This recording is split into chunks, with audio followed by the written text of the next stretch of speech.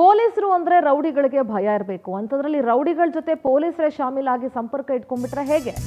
Notorious ಜೊತೆ ಸಂಪರ್ಕ, PSI suspend.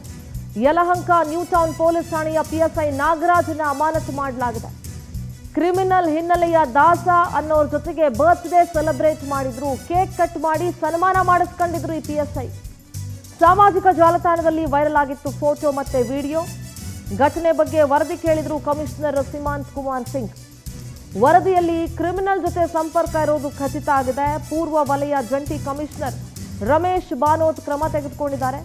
ಸಮಾಜ ಘಾತುಕರ ಜೊತೆ ಸಂಪರ್ಕ ಬೇಡ ಅಂತ ಕಮಿಷನರ್ ಎಚ್ಚರಿಕೆ ಕೊಟ್ಟಿದ್ದಾರೆ. ನೋಡಿ, ದೃಶ್ಯದಲ್ಲಿ ಗಮನಿಸ್ತಾ ಇದ್ದೀರಿ, ನಟೋರಿಯಸ್ ರೌಡಿ ಜೊತೆಗೆ ಸನ್ಮಾನ ಮಾಡಿಸ್ಕೊಂಡು ಕೇಕ್ ಕಟ್ ಮಾಡಿದ್ರು. ಇವರು ಅದರಲ್ಲಿ ಭಾಗಿಯಾಗಿದ್ರು. ವರದಿಯಲ್ಲಿ ನಟೋರಿಯಸ್ ರೌಡಿ ಜೊತೆ ನಿರಂತರ ಸಂಪರ್ಕ ಇರೋದು ಗೊತ್ತಾಗಿದೆ. ಹಾಗಾಗಿ ಪಿಎಸ್ಐನ ಸಸ್ಪೆಂಡ್ ಮಾಡಲಾಗಿದೆ. ನೋಡಿ, ಗಿಫ್ಟ್ ಬೇರೆ ತಗೊಂಡು ಸನ್ಮಾನ ಮಾಡಿಸ್ಕೊಂಡು ನಾಚಿಕೆ ಆಗಬೇಕು ಇಂಥ ಪೊಲೀಸರಿಗೆ. ಖಾಕಿ ತೊಟ್ಟು ಇಂಥ ಕಳ್ಳ ಕೆಲಸ ಮಾಡೋದಕ್ಕೆ ನಿಮಗೆ.